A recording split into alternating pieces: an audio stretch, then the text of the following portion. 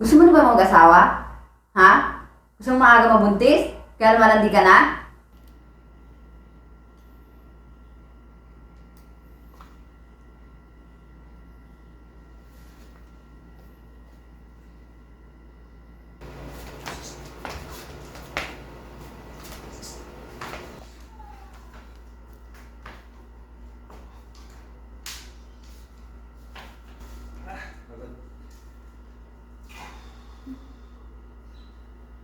Nak, Po. hindi ka naman na yelo. Hingal na ako. Gusto mo yung uminom naman ng tubig? Nagawa itong batang to. Nagre-review.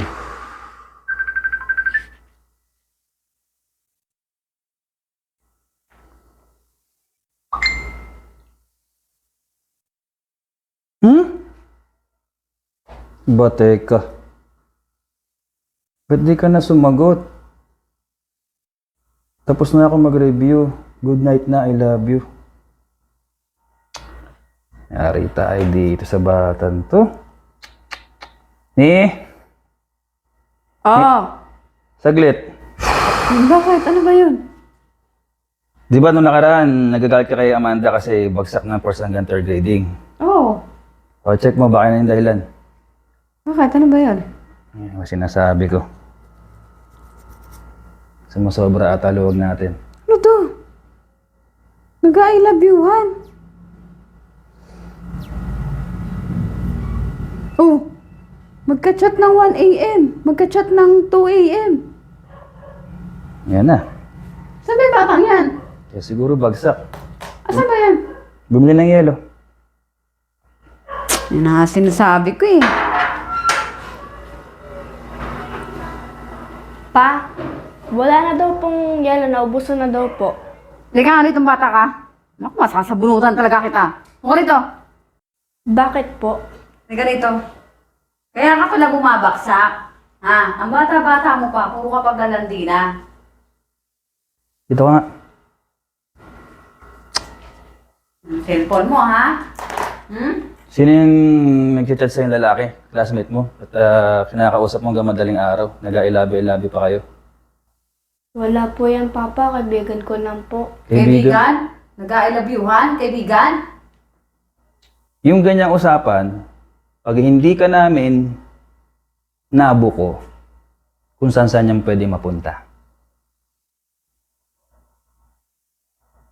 Kailan mo pa kinakausap yan? Papa, kaibigan ko lang po talaga siya.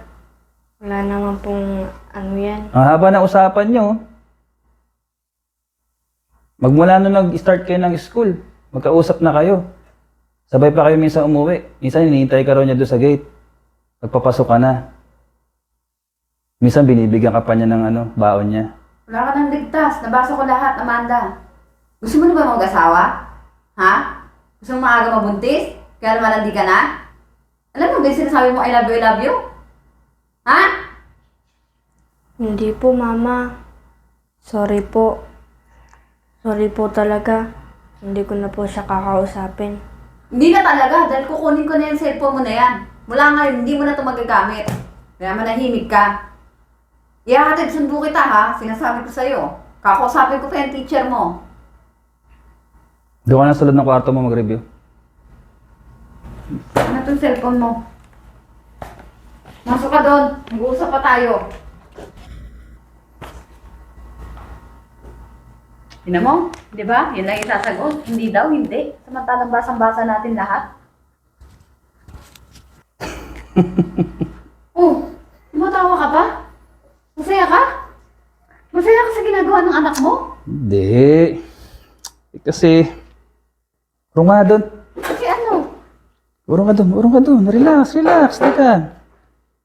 Natatawa ako hindi dahil gusto ko yung ginawa ng anak mo. Natatawa ako kasi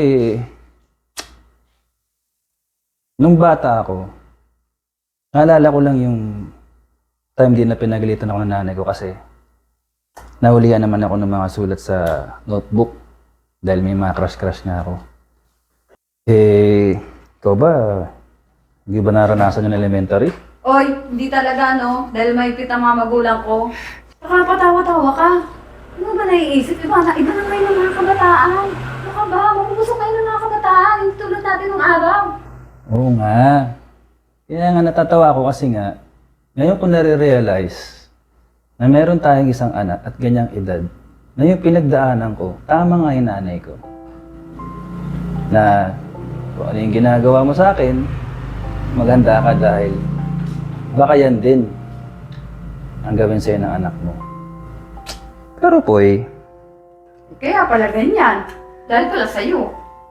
hindi naman siguro, hindi naman namamana yun. Siguro, nagkakataon lang at yung nga, totoo nga, kung ano yung ginagawa natin sa magulang natin, posible maramdaman natin sa anak natin. Which is, ako, batang 90s ako. Mas marami yung kabulastugan. Maaga rin ako nagkaroon ng crush eh. Pero ganito naman yung buhay natin ngayon. May negosyo tayo, may bahay tayo, may sasakyan. So naisip ko lang, sa ginawa kong mga kalokohan din dati, at naging ganito yung sitwasyon ng buhay natin, ibig sabihin, tama pa rin yung prosesong pinagdaanan ko. Pinagdaanan mo. Eh ako hindi ko kasi pinagdaanan yan. Hindi ako natutuwa, no? Bukas susugurin ko yan sa school. Sinasabi ko sa'yo. Tsaka simula ngayon, huwag mo na ipapaano tong cellphone na yan, ha? Ako na nga hawak na ito. Itatago ko talaga yan. Kukunin mo yung cellphone. Oo, dahil kung ito yung magiging dahilan, kaya nakikipag-usap mo kanino yan, aba, kagaling to kung ito yung magiging reason. Kaya pala bagsak.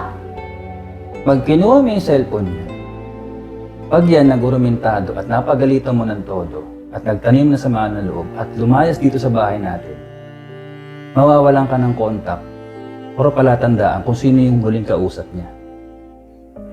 Alam mo po, ganito na lang. Blessing to eh. Anong blessing? Bata-bata pa ganyan na. Bagsak na nga sa klase. Ganyan pa pinag-gagawa. Tsaka bakit? Gusto mo na bang magkaapo?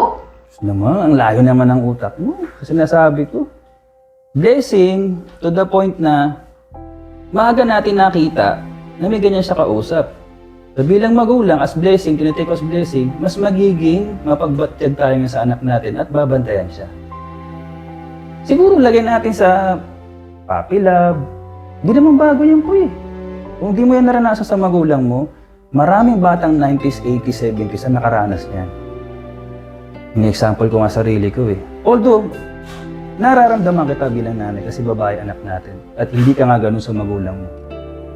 So, contrast eh. Lalaki ako, naging ganun ako dati sa magulang ko. Kaya ako natatawa kasi parang biglang nag-flashback yung bunganga ng nanay ko na kung ano yung ginagawa mo sa akin, gagawin ng anak mo, maghanda ka. Pero okay naman ang buhay natin ngayon. Ngayon, siguro is a challenge for us, for being parent na talagang magkaroon tayo ng ganyang anak.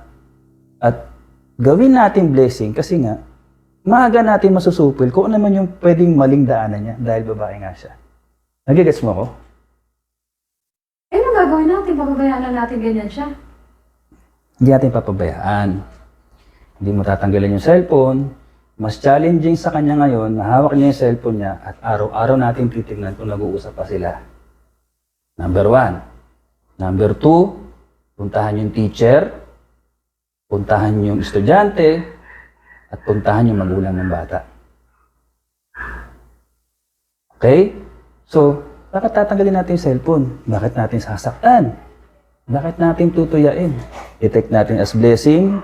Siguro sabi ni Lord, this time, this night, may makikita kayong kakaiba sa cellphone ng anak nyo para mas bantayan nyo siya. Okay? Huwag nyo saktan, huwag nyo bungangaan, huwag nyo tuyain. Binigay ko sa inyo yung trials na yan para mas maidiretso nyo yung anak nyo sa munting pagkakamali. So sana, kalma ka lang. Diba? Sinabi ko nga sa'yo, walang hindi binibigay ang Panginoon na pagsubok na hindi natin kakayanin. Kaysa stressin mo yung sarili mo, kaysa sumama yung loob mo, kaysa araw-araw ka magbunganga dyan, kaysa araw-araw ka ma-stress sa anak mo, at least maaga nating nakita. Inadyayan ng Panginoon. Kaya mas gusto kong kumalma ka, kaya ako kumakalma, natatawa ko, hindi dahil gusto ko magkaapo o gusto ko magkaasawa siya ng maaga, dahil gusto ko siyang itama habang maaga. Okay?